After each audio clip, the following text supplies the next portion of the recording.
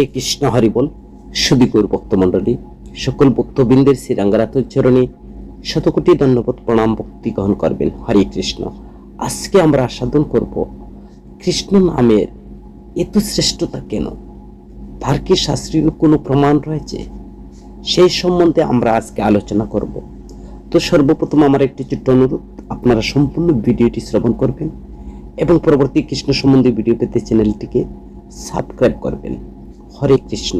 কৃষ্ণ নামের শ্রেষ্ঠত্ব কি বা তার শাস্ত্রীয় প্রমাণ কি? পরম ব্রহ্ম হরির নাম তার মতো সচ্চিদানন্দময় এবং তার সকল নামের সর্বসিদ্ধি ঘটে থাকে।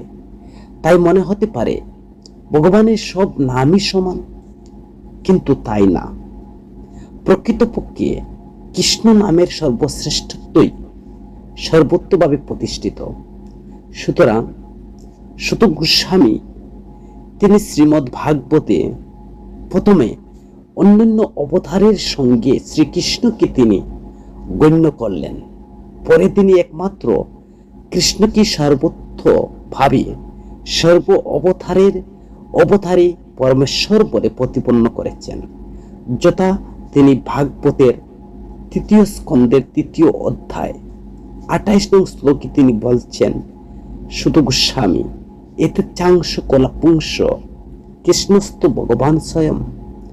অর্থাৎ পূর্ব উল্লেখিত তিনি যে বলেছিলেন অবতারগণের হচ্ছে ভগবানের অংশ অথবা কলা অবতার, কিন্তু শ্রীকৃষ্ণ হচ্ছেন পরমেশ্বর ভগবান স্বয়ং, কৃষ্ণস্থ ভগবান স্বয়ং। এই প্রমাণ অনুসারে শ্রীকৃষ্ণের বিশেষত্ব হলো বা শ্রীকৃষ্ণের যে স্পেশাল হলো তিনি পরমেশ্বর, তিনি স্বয়ং ভগবান। তাই কৃষ্ণ নামের একটি বিশেষত্ব রয়েছে আকর্ষণীয়, তাহলে এটি স্বয়ং ভগবানের নাম। এই যে কৃষ্ণ হচ্ছেন স্বয়ং ভগবানের নাম। রাম, নৃসিংহ আদি বিভিন্ন অবতারের নাম রয়েছে, বিভিন্ন ভগবৎ স্বরূপের নাম রয়েছে। রাম, নৃসিংহ আদির নাম ভগবানের নাম বটে, কিন্তু স্বয়ং ভগবানের নাম নয়। অনন্ত ভগবৎ স্বরূপগণ হলেন অখিল রসামৃত সিন্ধু, শ্রীকৃষ্ণেরই অনন্ত রস বৈচিত্র্যের নানাকার রূপ, কিন্তু তারা সকলের নিত্য এবং স্বরূপে পূর্ণ, সর্বিপূর্ণা শাশ্বতশ্চ। অর্থাৎ শক্তি প্রকাশের পার্থক্য অনুসারে তাদের মধ্যে পার্থক্য। শ্রী রামচন্দ্রের মতো শক্তির একরকম বিকাশ, শ্রী নৃসিংহদেবের মধ্যে আরেক রকম শক্তির বিকাশ। এইভাবে বিভিন্ন ভগবৎ স্বরূপের বিভিন্ন অবতারের বিভিন্ন শক্তির বিকাশ রয়েছে। আবার শ্রী নারায়ণের আরেক রকমের শক্তির বিকাশ। কিন্তু স্বয়ং ভগবান শ্রীকৃষ্ণ তিনি হচ্ছেন, তার মধ্যে হচ্ছে তিনি সর্বশক্তির সর্বাত্মশায়ী বিকাশ। এটা আমাদেরকে পার্থক্য বুঝতে হবে। অন্যান্য ভগবৎ স্বরূপে এক এক অবতারের এক এক রকমের শক্তির বিকাশ ঘটেছিল, কিন্তু স্বয়ং ভগবান শ্রীকৃষ্ণের মধ্যে সর্বশক্তি সর্বাত্মশায়ী বিকাশ। অনন্য স্বরূপের শক্তি আংশিক বিকাশ ছিল, তাই অন্যান্য স্বরূপকে শ্রীকৃষ্ণের অংশ বা কলা বলা হয়। তাই শ্রীকৃষ্ণ হচ্ছেন এতচাংশ কলা পুংস কৃষ্ণস্থ ভগবান স্বয়ং। নাম এবং নামী অভিন্ন হয়, রামরূপ এবং রাম নামে অভিন্ন রয়েছে। উভয়ের মহিমা কিন্তু এক। স্বয়ং ভগবান শ্রীকৃষ্ণই সর্বশক্তির পূর্ণতম বিকাশ হয়, তার নামে সমস্ত নাম মহিমার পূর্ণতর বিকাশ এবং তার স্বয়ং নাম। স্বয়ং ভগবান শ্রীকৃষ্ণ যেমন অপর সকল ভগবৎ স্বরূপে অবস্থিত। শ্রীকৃষ্ণ পূজা করলে যেমন অপর সকলের পূজা হয়ে যায়, তেমনি অপর সকল ভগবৎ স্বরূপের নামই কৃষ্ণ নামে অবস্থিত। কৃষ্ণ নাম উচ্চারণে সকল ভগবৎ স্বরূপের নাম উচ্চারণ হয়ে যায়, একই সাথে যেসব নামের ফল পাওয়া যায়। অর্থাৎ কৃষ্ণ নাম অন্য সকল ভগবৎ স্বরূপের নামের ফল দিতে সমর্থক রয়েছে। কৃষ্ণ নামের মধ্যে যে অন্য যেসব ভগবৎ স্বরূপের নাম রয়েছে, সেই সকল নামের সর্বফল দিতে কৃষ্ণ নামের স্বরূপের সমর্থ রয়েছে। শ্রীকৃষ্ণ ও কৃষ্ণ নামের আরেকটি বিশেষত্ব হলো যে শ্রীকৃষ্ণ আর কৃষ্ণ নামের বিশেষত হলো যে ভগবানের অনন্ত রূপ থাকার সত্ত্বেও একমাত্র শ্রীকৃষ্ণই মহাপ্রভু যেমন প্রেম দান করতে পারেন, তেমনি ভগবানের অনন্ত নাম থাকলেও একমাত্র কৃষ্ণ নামই একমাত্র প্রেম প্রদান করতে পারে। এই বিষয়ে পদ্মপুরাণের পাতাল খণ্ডে এক প্রমাণ রয়ে গেছে। পদ্মপুরাণের পাতাল খণ্ডে বলা হয়েছে যে কৃষ্ণ নামের যে অসাধারণের বৈশিষ্ট্য বা অবদানের কথা বলা হয়েছে তার সারমর্ম হলো চিৎশক্তি থেকে ভগবান এবং তার নামের মহিমা উদ্ভূত। ভগবানের যত নাম আছে তার মধ্যে তারক রাম নাম এবং আর পারক হচ্ছে কৃষ্ণ নাম সার। এখানে দুটি কথা বলছেন, তারক রাম নাম, পারক কৃষ্ণ নাম সার। তো রাম নাম উচ্চারণের ফলে মুক্তি লাভ হয়, কাশিবাসী হয়, আর পারক কৃষ্ণ নাম উচ্চারণের ফলে প্রেম ভক্তি লাভ হয়। এখানে তারক পারক, তারক বলতে মুক্তি হয় আর পারক বলতে প্রেম ভক্তি হয়। তাই যিনি কৃষ্ণ নাম করেন প্রেম বিহ্বল হয়ে কখনো অশ্রুপাত করেন, কখনো নৃত্য করেন, কখনো প্রেমানন্দে মূর্ছাপ্রাপ্ত হন, কখনো আবার কৃষ্ণ নামে কীর্তন করেন। মথুরা মাহাত্ম্য এই কথা শ্রী চৈতন্য চরিতামৃতে বলা হয়েছে যে মুক্তি হেতু তারক হয় রাম নাম আর কৃষ্ণ নাম পারক হয় করে প্রেমদান।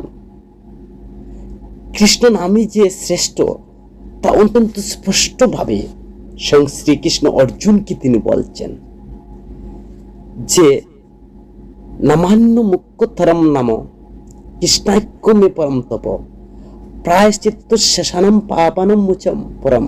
অর্থাৎ হে পরম তপ, আমার নামসমূহের মধ্যে কৃষ্ণ নামই হচ্ছে শ্রেষ্ঠ, তা অশেষ পাপে প্রায়শ্চিত্ত স্বরূপ এবং পরম মুক্তিকর প্রেমপ্রাপক। হরিভক্তি বিলাসকন্তে আরো উল্লেখ রয়েছে, সেখানে শ্রীকৃষ্ণ মহাদেবকে বলছেন, হে শম্ভ, আমি সত্য বলছি আমার কৃষ্ণাক্য নাম অতি গোপনীয়। যে কৃষ্ণ নামটা আমার অত্যন্ত সিক্রেট, একে নিশ্চিত হচ্ছে এটা মৃত্যুর সঞ্জীবনী বলে জেনে রাখো। ভগবান বলছেন মহাদেবকে এই যে আমার গোপনীয় নামটা সেটা সিওরিটি দিয়ে বলছেন, নিশ্চিত প্রমিস করছেন যে মৃত্যু সঞ্জীবনী বলে জেনে রাখো। ভগবত তত্ত্বের মৎস্য কুর্মাদি অবতারের নাম অপেক্ষায় কিন্তু নৃসিংহ নাম শ্রেষ্ঠ, আর নৃসিংহ নাম অপেক্ষায় শ্রী রামচন্দ্রের নাম শ্রেষ্ঠ। বৃহৎ বিষ্ণু সহস্র নামস্তু বলা হয়েছে রাম রামেতি, রামেতি রাম রমে, রামে মনোরম, সহস্র নাম বিল্লস্ত নাম লায়ম, রাম নাম বরাননে। মহাদেব তিনি পার্বতী দেবীকে বলছেন, হে বরাননে, রাম রাম বলে মনোরম যে নাম তাতে আমি রমন আনন্দ লাভ করি। আর এক রাম নামই সহস্র বিষ্ণু নামের সমতুল্য। আবার ব্রহ্মাণ্ড পুরাণে বলছেন যে সহস্র নামাম পুণ্য নানম তীরাত্রা বৃত্তাত্ম যত ফলম এক বৃত্তাত্ম কৃষ্ণস্য নামৈক্যম তৎপ্রযোজ্যতে। অর্থাৎ ব্রহ্মাণ্ড পুরাণ বলছেন শ্রী বিষ্ণুর পবিত্র সহস্র নাম 3 বার পাঠ করলে যে ফল হয়, মাত্র একবার কৃষ্ণ নাম উচ্চারণ করলে সেই ফল লাভ হয়। সুতরাং এক কৃষ্ণ নাম 3 রাম নামের সমান। শ্রী হরি চিন্তামণি গ্রন্থে একথা বলা হয়েছে, সহস্র বিষ্ণু নামের তুল্য হয় এক রাম নাম, সহস্র বিষ্ণুর নামের তুল্য হয় এক রাম নাম, আর 3 রাম নাম তুল্য এক কৃষ্ণ নাম। বৃন্দাবন চন্দ্র শ্রীকৃষ্ণের নাম সর্বমাধুর্য পরিপূর্ণ হয়। ভগবান বর প্রার্থনা করতে বললেন নারদমণি, যে বর প্রার্থনা করেছিলেন তা হলো, হে ব্রজজনে প্রেম সরোবরে ক্রীড়াশীল রাজহংস, আমি যেন দেহগত সমস্ত বিষয় বিস্মৃত হয়ে গোকুল রূপ ক্ষীর সমুদ্রের থেকে উদিত গোপলীলার আদি দ্বারা বিকশিত আপনার সর্বশুভাযুক্ত মধুর নামামৃত পান করতে করতে উন্মাদের মতো জগতে সকলকে আনন্দিত করে সর্বত্র বিচরণ করি। এখানে স্পষ্ট বলছেন যে নারদমুনি তিনি যে জগতে সকলকে মধুর হরি নামামৃত পান করাচ্ছেন, উন্মাদের মতো তিনি জগতের সকল জায়গায় তিনি বিচরণ করছেন, সেটা হচ্ছে সেই ক্ষীর সমুদ্র থেকে উদ্দিত গোপলীলার আদির দ্বারা বিকশিত সর্ব শোভাযুক্ত মধুর নামামৃত পান করে নারদমুনি। এই প্রসঙ্গে শ্রীল সনাতন গোস্বামী বলেছেন, বিষ্ণু, নারায়ণ, নৃসিংহ, রাম, মথুরানন্দন, যাদবেন্দ্র ইত্যাদি নামের চেয়ে কৃষ্ণ নামটি হচ্ছে অতীব মধুর। যেসব নামের নয়, কেবল কৃষ্ণ নামের দ্বারাই ব্রজপ্রেম হয়। নামী ব্রজবিহারী শ্রীকৃষ্ণকে যেমন সমস্ত অবতারগণের অবস্থান করেন, তেমনি কৃষ্ণ নামের সমস্ত অবতারগণের নাম পর্যবেসিত হয়। স্বয়ং ভগবান শ্রী গৌর হরি কৃষ্ণ নামের বহু অর্থ মানেননি। প্রভু কহে কৃষ্ণ নামে বহু অর্থ না মানি, আর শ্যাম সুন্দর যশোদানন্দন এইমাত্র জানি।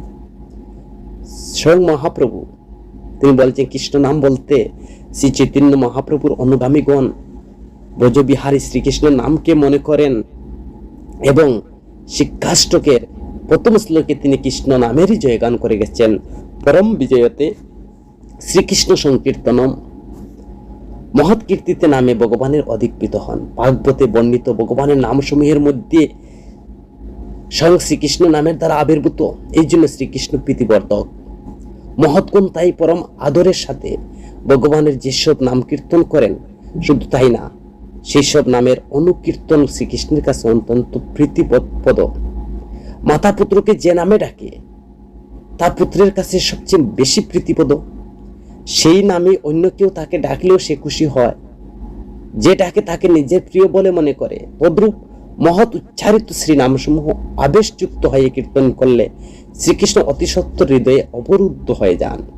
কারণ মহৎ শ্রীকৃষ্ণের প্রিয়জন হওয়ায় মহৎ কীর্তিতে নামসমূহ তিনি যার মুখে শ্রবণ করেন তার প্রতি আকৃষ্ট হয়ে যান।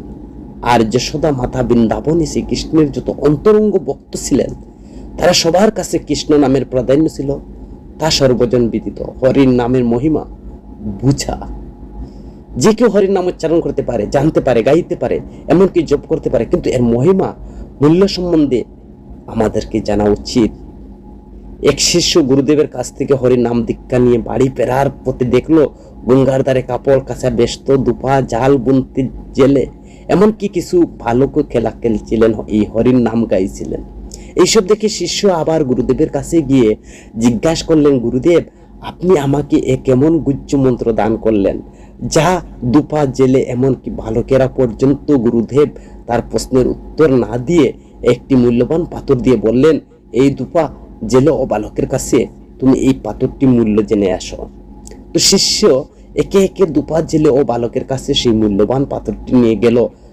তা দেখে দুপা বলল, আমার কাছে এর মূল্য নেই বলে চলে, তবে এটি একটি কাপড় কাচার কাজে ব্যবহৃত হতে পারে। জেলে বলল, এর আবার মূল্য কি? আমি ওকে আমার জাল ডুবানোর কাজে ব্যবহার করতে পারি। তো বালকেরা একই জবাব দিল, পাথরের আবার মূল্য কি? তবে এটি আমাদের খেলার উপকরণ হতে পারে। তো গুরুদেব বললেন, এই পাথরের মতো হরির নামের মহিমার মূল্য সম্পর্কে তারা কেউ জানে না। জেলে জানে না, বালকগণও জানে না, দুফাও জানে না। তারা শুধু গাইছে, প্রকৃতপক্ষে হরির নাম তারা জানে না। তো যে নাম পূর্বকালে গ্রহণ করা মাত্র ফল দান করে, আর সেই নাম এখন বহুদিন ধরে করার পরেও প্রেম ফল প্রদান করছে না, বরং দেহ গৃহের প্রতি অহম আমি আমার বুধে বিস্তার হচ্ছে। এর কারণে কলির কর্তৃক নাম অপরাধ হচ্ছে। নাম গ্রহণকারীর উপেক্ষা নামদাতা শ্রী গৌর সুন্দরের নিরপরাধের নাম গ্রহণের নির্দেশের প্রতি অনাদর করছি। নিখিল অপরাধের মধ্যে নাম অপরাধ হচ্ছে সবচেয়ে ভয়ানক অপরাধ। পারমার্থিক অন্যান্য সাধনা নিজের শক্তি অনুযায়ী ফল প্রদানের সক্ষম হলে, নাম অপরাধ হলে কোনো সাধনার কোনো সার্থকতা থাকে না। নামের প্রকৃত স্বরূপ পরম অদ্ভুত শক্তি উপলব্ধি করতে না পারার একমাত্র কারণই হচ্ছে নাম অপরাধ। কলির যুগে জীব মাত্রই যেহেতু নাম অপরাধ, তাই ভগবানের নাম ব্যতীত কৌল নাস্তিব্য গতির অন্যতা। তাই কৃষ্ণ নামেরই হচ্ছে একমাত্র শ্রেষ্ঠতা। হরে কৃষ্ণ।